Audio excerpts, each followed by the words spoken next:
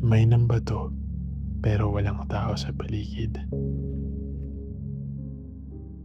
Ako si Margo, 26 years old. Nangyari ito noong 2024 sa La Union. It was a weekend getaway with our friends. And nagstay kami sa Airbnb ng friend namin para maka-discount. Typical LU day. Inuman, party, kwentuhan. Iyon ang plano.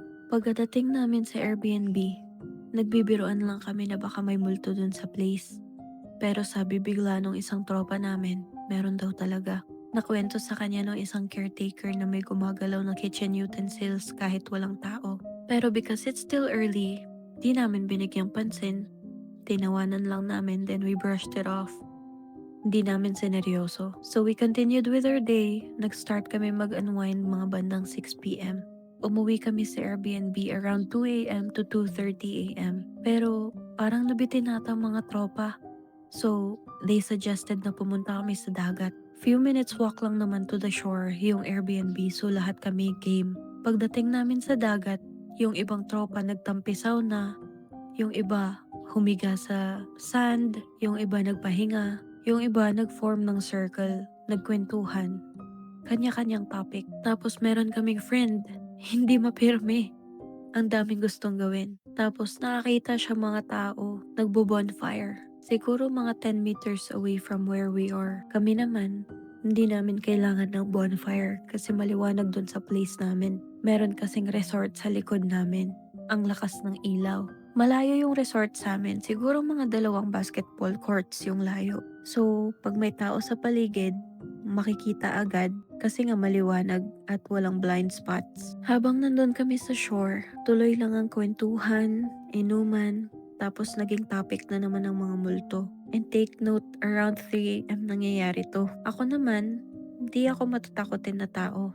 As in. Pero yung ibang friends namin, medyo matatakotin. Naalala niyo ba yung friend namin kanina na hindi mapirme? After around 5 to 10 minutes, nawala yung mga taong nagbo-bonfire. So ang ginawa nitong kiti-kiti naming friend, kumuha siya ng baga doon sa bonfire ng kabilang grupo. Kasi nainggit daw siya. Sinamahan siya nung isa naming friend na kiti-kiti din. Yung isa, pumunta para magkuha ng mga kahoy dun sa gubat pang bonfire. Habang kumukuha siya ng kahoy, tinatanong niya kami kung sapat na yung nakuha niya, tas pinapakita niya sa amin yung mga kahoy. Habang ginagawa niya yun, yung pagtatanong niya sa amin, pasigaw. Kasi malayo nga, katabi kasi nung resort yung gubat. So around 2 basketball courts yung layo. Nung bumalik na sila, nag-start na mag-bonfire. Tuloy pa rin sa kwentuhan ng multo. Ang tatapang, akala mo talaga, hindi matatakotin. After a few minutes, yung isang kaibigan namin, pangalanan natin Kiti-Kiti number 1, sabi niya may bumato daw sa kanya pero hindi siya natamaan. May nagbato, bato yung binato pero 1 feet away from him. So, nagland lang yung bato sa harap niya. Nag-splash yung sand and yun ang naramdaman niya. Hindi namin pinansin kasi baka lasing lang. Ngayon, sumunod tong si Kiti-Kiti number 2. Same scenario. May bumato din daw sa kanya. 1 foot away din yung landing ng bato. So, nag-splash din yung sand. Kami naman, di din namin ulit pinansin. Kasi sabi namin, ayan, baka may nagalit sa inyo kasi ang ingay niyo kumuha ng kahoy. So, after nun, balik kwentuhan ulit ng multo. Hindi namin pinansin kasi baka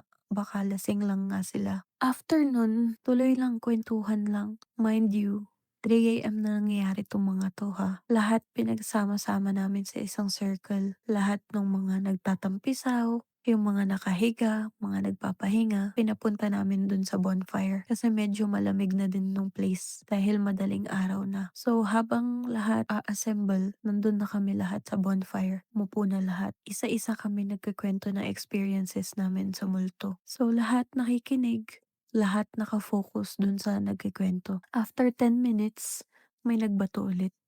2 beses, dalawang magkasunod, hindi na dun sa dalawang kiti-kiti, sa'kin at sa partner ko na. 1 foot away sa harap namin, magkasunod. Dahil lahat ng nasa circle namin, nakikinig sa kwento, lahat kami kitang-kita namin kung paano nangyari yun, kung paano kami binato. Nagtakbuhan ng lahat. Ako naman parang napikon ako. Bakit kami babatuhin? Nagkikwentuhan lang naman kami. Ang ginawa ko, hinahanap ko kung sino yung nagbato sa'min. Kasi ang lakas ng impact, as in splash talaga. Yung buhangin sa harap namin, ang lakas. Tumalsik sa'min lahat. Ang tagal ko hinahanap kung sino yung possible na nagbato sa'min nun. Kasi nga maliwanag sa likod namin. So makikita agad kung may tao. Pero wala, walang tao dun sa harap ng resort, sa gilid, dun sa may gubat, wala talagang tao. Sobrang layo pa nung pagkakabato. So, imposible na ganun kalakas yung impact. So, dahil natakot na ang lahat, umuwi na kami sa Airbnb. Lahat kami nahimasmasan dahil sa nangyari. Inulit namin kung ano yung nangyari dun.